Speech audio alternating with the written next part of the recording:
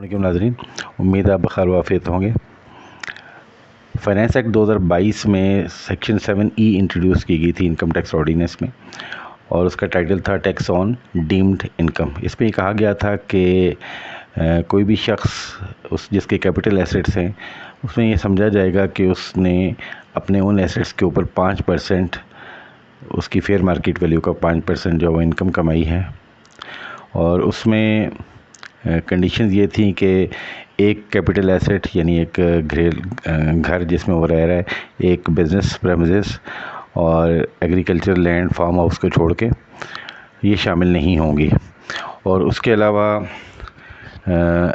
شہیدوں اور ان کی پسماندگان کو جو ایسٹس الاٹ ہوئے ہیں ان پہ یہ اپلیکیبل نہیں ہوگا۔ ایسے لوگ جو کہ پاکستان کی سروس میں آرم فورسز اور فیڈرل پروونشل گورنمنٹ کی سروسز میں فوت ہوئے ہیں، اور جنگ میں زخمی افراد اور ایکس سروس مین اور serving personal of arm forces اور ایکس امپلائیز اور serving personal of the federal and provincial governments جو کہ اوریجنل الاٹی ہوں گے اس ایسٹ کے، وہ لوگ بھی اس سے ایگزمپٹ ہوں گے۔ اور ایسی پراپرٹی جو کہ پہلے ہی انکم کما رہی ہے اور اس پہ ٹیکس دیا جا رہا ہے، اور پہلے سال میں جو ایسٹ خریدا گیا اس کے پہلے سال میں یہ اپلیکیبل نہیں ہوگا، اور اگر اس کے اوپر سیکشن 236K میں ٹیکس پے کیا گیا ہے۔ اور یہ سارے جو اوپر ہم نے دیے ہیں، اگر ان ساروں کی جو ویلیو ہے اور جو ایسٹس انکلوڈڈ ہیں ایکسکلوڈڈ ہیں ان کو نکال کے، اگر یہ 25 ملین سے اوپر ہیں تو ان کے اوپر 5% انکم کنسیڈر کر کے اس پہ 20% ٹیکس لگا دیا جائے گا، یعنی اوورآل فیئر مارکیٹ ویلیو کا 1% ٹیکس دینا پڑے گا۔ تو اس میں کچھ اور پروویژنز بھی تھیں۔ فائنانس ایکٹ 2023 میں اس میں کچھ چینجز کی گئی ہیں۔ آج ہم دیکھتے ہیں کہ وہ چینجز کیا ہیں، اور اس میں یہ ہے کہ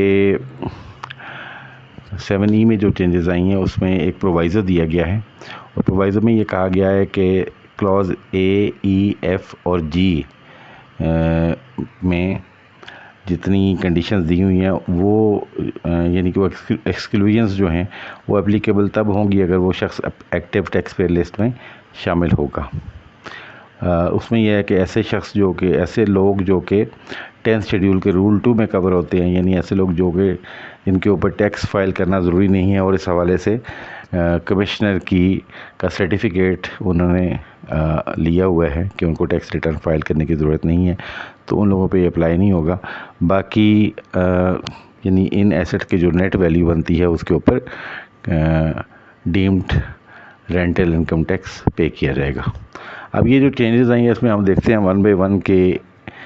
کلوز A کیا ہے۔ سب سے پہلے ہم دیکھتے ہیں 1 capital asset owned by the resident person,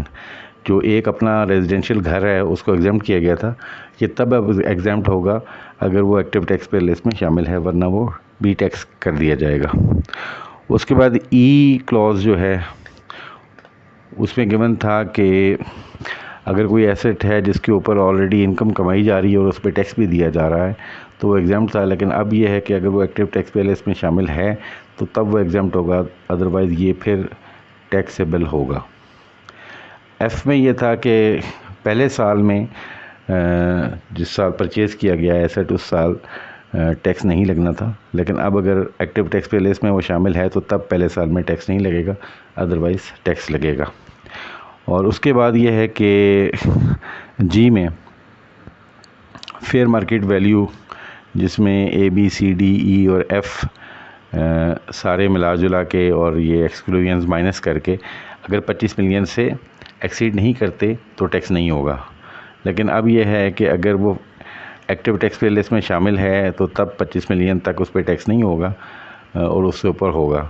اگر وہ ایکٹیو ٹیکس پیئر لسٹ میں شامل نہیں ہے تو تب 25 ملین سے کم بھی اگر آپ کے ایسٹس ہیں تب بھی آپ پہ ڈیمڈ رینٹل انکم ٹیکس لگے گا۔ تو یہ چینجز ہوئی ہیں، کافی ہارش چینجز تھیں، اور اب یہ میرا خیال ہے کہ آہستہ آہستہ اس ویلتھ ٹیکس کے اوپر جا رہی ہے گورنمنٹ یعنی آپ کی جو ویلتھ ہے اس کے اوپر بھی ٹیکس لگے گا، لیکن اس کا نام انہوں نے انکم ٹیکس دیا ہوا ہے۔ ڈیمڈ رینٹل انکم کے حوالے سے یہ بڑا امپورٹنٹ ہے کہ ان ایسٹس کے اوپر اگر کوئی انکم نہیں کما رہے تب بھی اس پہ ٹیکس ایک سپوزڈ ویلیو یا ڈیمڈ ویلیو کے اوپر ٹیکس جو ہے وہ لگایا جا رہا ہے۔ اور لاہور ہائی کورٹ نے اپنے ریسنٹ ڈیسیژن میں یہ قرار دیا ہے کہ یہ ٹیکس انلیگل ہے، لیکن اس کے باوجود یہ انکم ٹیکس آرڈیننس 2001 میں ابھی تک موجود بھی ہے اور اس پہ ٹیکس بھی لیا جا رہا ہے۔ آئی ہوپ کہ یہ ویڈیو آپ کے لیے انفارمیٹیو ہوگی۔ اپنے کمنٹس کا اظہار کیجیے گا۔ حاضر ہوتے ہیں اگلی ویڈیو کے ساتھ۔ اللہ نگہبان۔